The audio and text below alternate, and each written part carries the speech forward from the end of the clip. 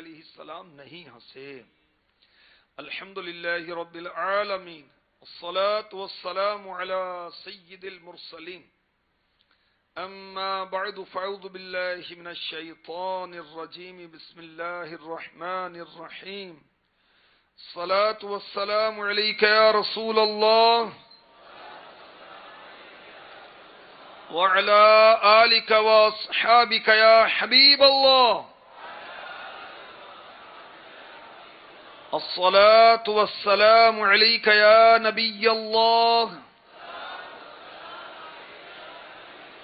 وعلى آلك وأصحابك يا نور الله۔ حضرت شیخ عبدالحق محدث دہلوی رحمۃ اللہ تعالی علیہ نقل کرتے ہیں، جو شخص جمعے کے دن، آج جمعہ ہے اور ہو سکتا ہے کہ ماہ رمضان کے اس سال کا آخری جمعہ ہو، سید الایام، سارے دنوں کا سردار، جو شخص جمعے کے دن 1000 بار یہ درود شریف پڑھے گا، وہ سرکار نامدار مدینے کے تاجدار صلی اللہ علیہ وسلم کی خواب میں زیارت کرے گا یا اپنی منزل جنت میں دیکھ لے گا۔ پہلی بار میں مقصد پورا نہ ہو تو دوسرے جمعے کو بھی پڑھ لے، انشاءاللہ عز و جل 5 جمعوں تک اس کو سرکار مدینہ صلی اللہ علیہ وسلم کی زیارت ہو جائے گی۔ کچھ ایسا کر دے میرے کردگار آنکھوں میں ہمیشہ نقش رہے روح یار آنکھوں میں، آمین۔ صلو علی الحبیب صلی اللہ تعالی علی محمد۔ انشاءاللہ آج کے سلسلے میں قرآن پاک پارہ 8 سورہ انعام کی آیت نمبر 162 کی تلاوت بھی کی جائے گی، ترجمہ اور اس کی وضاحت وغیرہ بھی پیش کی جائے گی، اور اس آیت سے کیا کیا فائدے حاصل ہوئے یہ بھی عرض کرنے کی سعادت حاصل کی جائے گی، اور انشاءاللہ عز و جل حدیث پاک میں جو نماز کے تعلق سے ارشاد ہے، بشارت ہے، وہ بھی عرض کی جائے گی، اور نماز کے باطنی آداب بھی کچھ پیش کرنے کی سعادت حاصل کی جائے گی۔ اللہ پاک ہمیں اچھی اچھی نیتوں کے ساتھ بیان کرنے کی اور سننے کی سعادت نصیب فرمائے۔ پارہ 8 سورہ انعام کی آیت نمبر 162 میں ارشاد ہوتا ہے، قل ان صلاتي ونسكي ومحياي ومماتي لله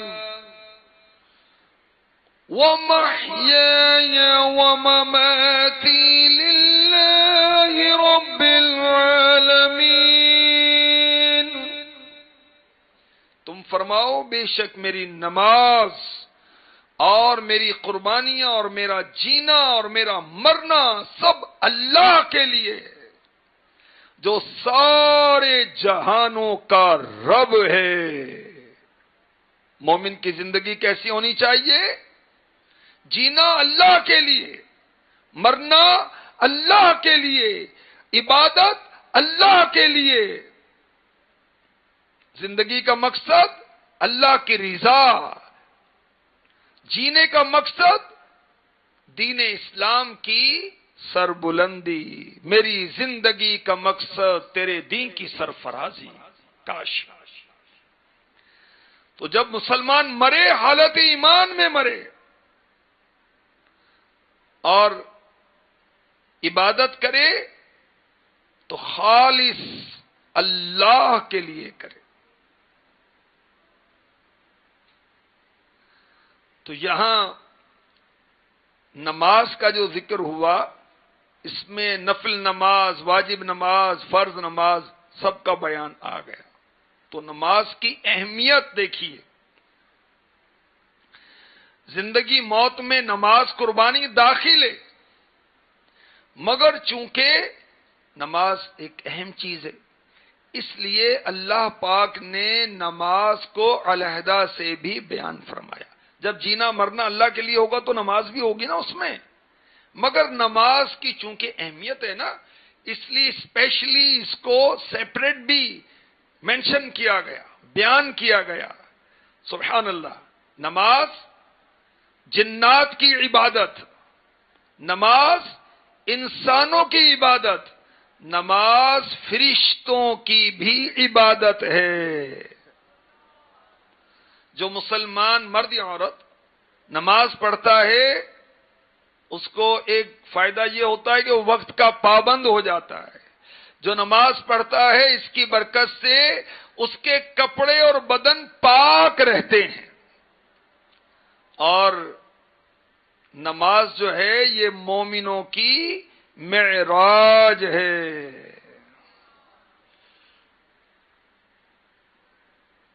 تو کاش ہمارا جینا، ہمارا مرنا اللہ کے لیے ہو جائے، عبادات، نماز، قربانیاں اللہ کے لیے، نفس کے لیے نہیں، خواہش کے لیے نہیں، دکھاوے کے لیے نہیں، واہ کے لیے نہیں، اپنی نیک نامی کے لیے نہیں، اپنا نیک ہونا مشہور کرنے کے لیے نہیں۔ کاش ہمارا ہر عمل اپنے رب کی رضا کے لیے ہو۔ آئیے دعا کرتے ہیں۔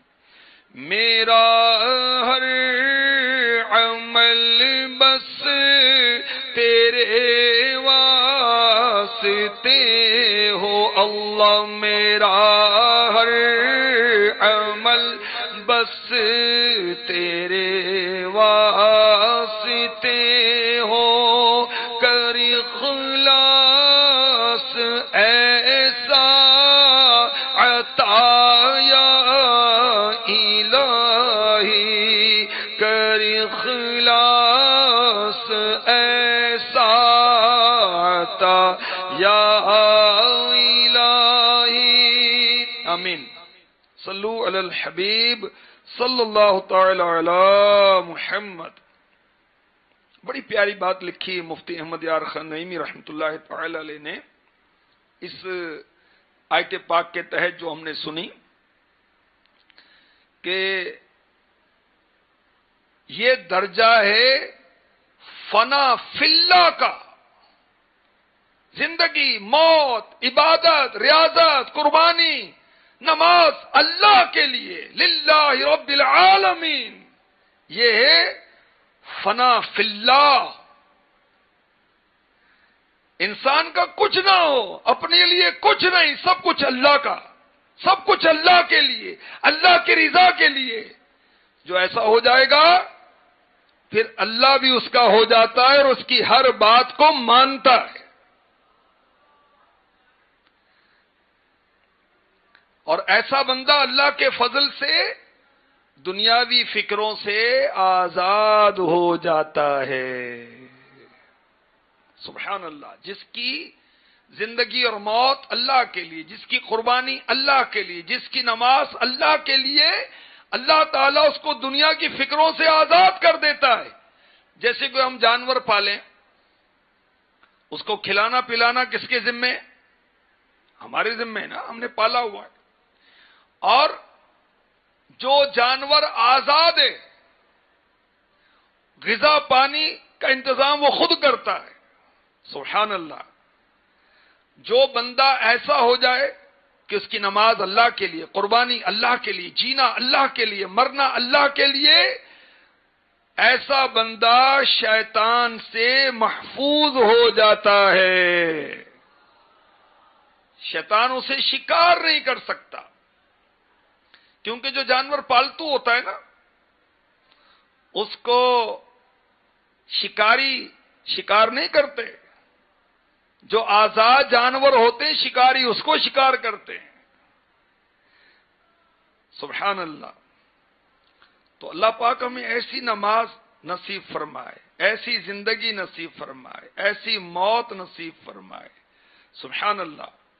اور مدنی چینل کے ناظرین، مدنی چینل کی ناظرات اور فیضان مدینہ سردار آباد فیصل آباد کے اعتکاف کے حاضرین اور دیگر اسلامی بھائی، اس آیت سے یہ بھی پتہ چلا کہ ہمارے آقا صلی اللہ علیہ وسلم قرآن پاک نازل ہونے سے پہلے بھی اللہ تعالیٰ کی عبادت کرتے تھے، اللہ تعالیٰ کی معرفت رکھتے تھے۔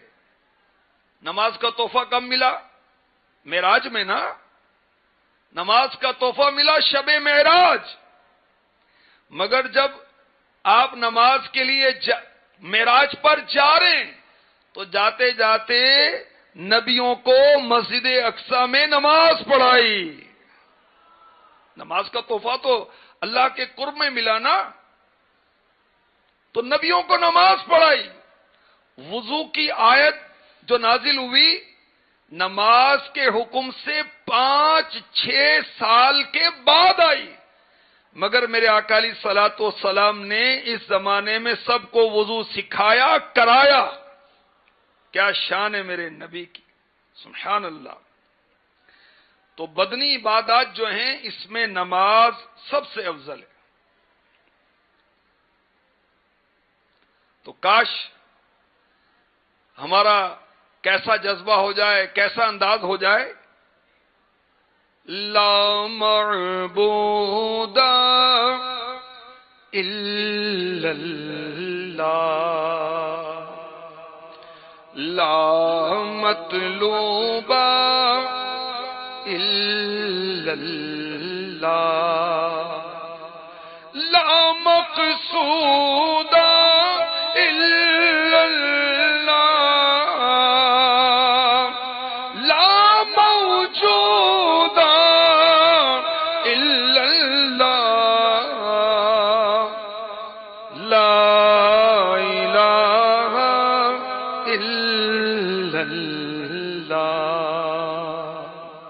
کاش ہمارا جینا مرنا اللہ کے لیے ہو جائے۔ ہمارے آقا علیہ الصلوۃ والسلام نے فرمایا نماز اسلام کی علامت ہے، جس کا دل نماز کی طرف رہا اور اس نے ساری شرائط کے ساتھ صحیح وقت پر صحیح طریقے سے نماز پڑھی، وہ مومن ہے۔ کنز المال حدیث نمبر 18866 18866۔ ہمارے آقا علیہ الصلوۃ والسلام نے فرمایا مومن کی علامت یہ ہے کہ اللہ عز و جل نماز اور روزے میں اس کا دل لگا دے۔ مومن کا جو کامل مومن ہے، کامل مسلمان ہے، اس کا دل نماز میں روزے میں لگتا ہے۔ اور جو منافق ہے اس کی علامت یہ ہے کہ اللہ عز و جل اس کے پیٹ اور شرمگاہ کی تسکین کو اس کی خواہش بنا دے۔ بس اس کی خواہش ہر وقت شرمگاہ کی تسکین اور پیٹ کی تسکین رہ جائے۔ اللہ کی پناہ، اللہ کی پناہ۔ میرے آقا صلی اللہ علیہ وسلم نے فرمایا، سنیے نماز پڑھنے والوں کے لیے کیسی خوشخبریاں ہیں۔ جب بندہ اپنی خواہش، چہرہ اور دل اللہ تعالی کی طرف متوجہ کر کے نماز کے لیے کھڑا ہوتا ہے، سبحان اللہ۔ المعجم الاوسط حدیث نمبر 7947 7947 فرمایا جب بندہ اپنی خواہش، چہرہ اور دل اللہ پاک کی طرف متوجہ کر کے نماز کے لیے کھڑا ہوتا ہے تو اپنے گناہوں سے یوں پاک و صاف ہو کر لوٹتا ہے جیسے اس دن تھا جس دن اس کی ماں نے اسے جنا تھا۔ سبحان اللہ، کیا شان ہے نماز کی۔ جنت میں لے کے جائے گی یہ بھائیو نماز، معراج مومنوں کی ہے یہ دین کا ستون، درجات کو بڑھاتی ہے بھائیو نماز، جنت میں لے کے جائے گی اے بھائیو نماز، فضل خدا سے گور میں ہوگا تمہاری نور۔ گور کا مطلب قبر، نور روشنی، نمازیوں کی قبر میں روشنی ہوگی۔ فضل خدا سے گور میں ہوگا تمہاری نور، ہاں قبر جگ مگاتی ہے بھائیوں نماز، جنت جنت میں لے کے جائے گی اے بھائیوں نماز۔ اللہ اور بندے کے درمیان ہو، اللہ اور بندے کے جو درمیان ہو، حجاب کو ہٹاتی ہے بھائیوں نماز، جنت میں لے کے جائے گی اے بھائیوں نماز۔ ہمارے آقا صلی اللہ علیہ وسلم نے فرمایا انسانی بدن کے ہر حصے پر روزانہ ایک صدقہ ہے۔ لوگوں میں سے ایک نے عرض کی آپ نے ہمیں وہ باتیں بتائی ہیں یہ ان میں سے سب سے زیادہ سخت ہے۔ فرمایا تمہارا نیکی کا دعوت دینا صدقہ ہے، تمہارا برائی سے منع کرنا صدقہ ہے، راستے سے گندگی ہٹا دینا صدقہ ہے، تمہارا نماز کے لیے چلنے میں ہر قدم صدقہ ہے۔ میرے آقا صلی اللہ علیہ وسلم نے فرمایا تم میں سے جو شخص نماز میں سجدہ کرے وہ اپنے چہرے سے مٹی صاف نہ کرے، کیونکہ فرشتے اس کے لیے اس وقت تک بخشش کی دعا کرتے رہتے ہیں جب تک سجدے کا اثر اس کے چہرے اور پیشانی پر رہتا ہے۔ سبحان اللہ، کیا بات ہے! کتنا خوش نصیب نمازی، اسلامی بھائی اسلامی بہنیں کتنی خوش نصیب ہیں، سبحان اللہ، جو ہاتھ باندھ کر رب کی بارگاہ میں حاضر ہوتے ہیں، جو رب کی بارگاہ میں رکوع کرتے ہیں، جو رب کی بارگاہ میں قوما کرتے ہیں، جو رب کی بارگاہ میں جھکتے ہیں، سجدہ کرتے ہیں۔ جب بندہ مومن سجدہ کرتا ہے رب کا اس کو قرب حاصل ہوتا ہے۔ کتنا خوش نصیب ہے مسلمان کہ وہ بغیر ترجمان کے، بغیر کسی ٹرانسلیٹر کے ڈائریکٹلی رب کی بارگاہ میں حاضر ہو جاتا ہے اور باتیں شروع کر دیتا ہے۔ سبحان اللہ۔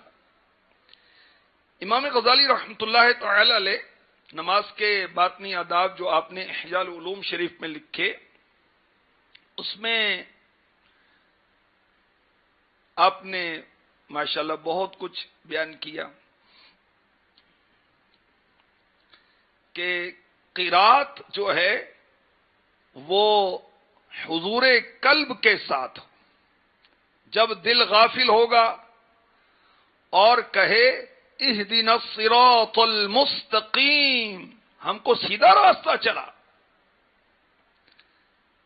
تو سیدھا راستہ چلا، زبان کہہ رہی ہے، دل غافل ہے، دل تو کہیں اور ہے، کتنی رکعتیں ہو گئیں، کتنی ہو گئیں، اور میں جلدی فارغ ہو جاؤں، فارغ ہو کر نماز سے میں نے دکان پہ جانا ہے، میں نے سونا ہے، میں نے کھانا ہے، میں نے دوست سے ملنا ہے، میں نے واٹس ایپ چیک کرنا ہے، تو میں نے ابھی ایس ایم ایس کرنا ہے، تو میں نے دل غافل ہے، زبان کہہ رہی ہے اہدنا الصراط المستقیم، ہم کو سیدھا راستہ چلا۔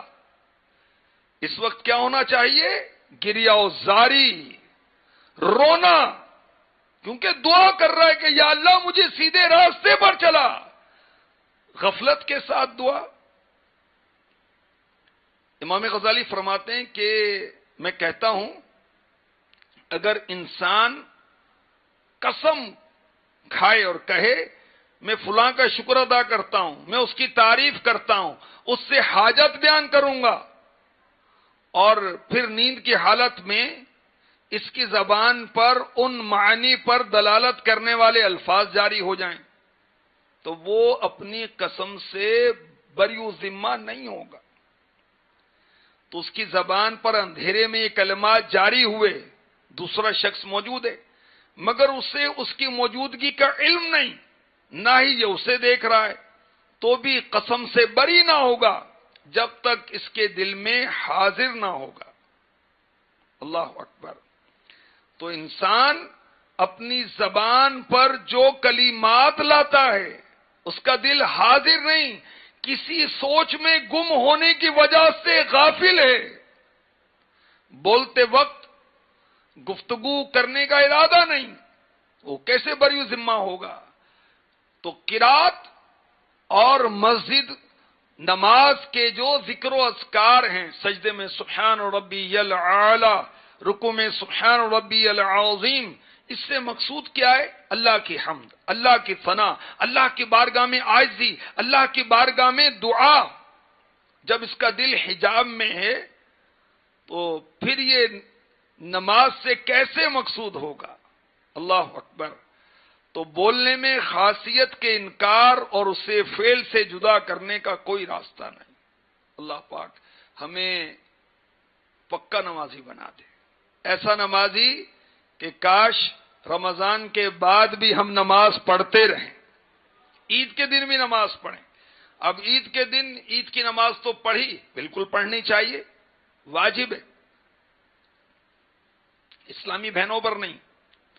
عید کی نماز واجب ہے، ظہر کی نماز تو پڑھی نہیں جو فرض ہے. اب وہ بن ٹھن کر بازاروں میں گھوم رہے ہیں، الٹی الٹی حرکتیں کر رہے ہیں. عید کے دن بھی ظہر، عصر، مغرب، عشاء ساری فرض ہے نا نمازیں. عید کی نماز تو پڑھ لی، اتنا رش مسجدوں میں، ظہر میں کیا حال ہوتا ہے؟ اللہ پاک ہمیں پکا نمازی بنائے، خوشی میں، غمی میں، صحت میں، بیماری میں، بس ہم نماز پڑھیں، نماز پڑھیں، نماز پڑھیں. کاش. آئیے دعا کرتے ہیں. اللهم اجعلنا قائمين صلاة تكون سببا لرضوانك يا رحمن والغفران ودخول الجنان وانقاذ من النيران. اے اللہ پاک ہمیں نماز قائم کرنے والا بنا، ایسی نماز یا رحمان جو تیری رضا اور بخشش کا ذریعہ بنے. مولا ایسی نماز کی توفیق دے جو ہمیں جنت میں داخل کر دے، ایسی نماز جو ہمیں جہنم سے بچانے والی ہو. آمین بجاہ النبی الامین صلی اللہ تعالی علیہ وسلم.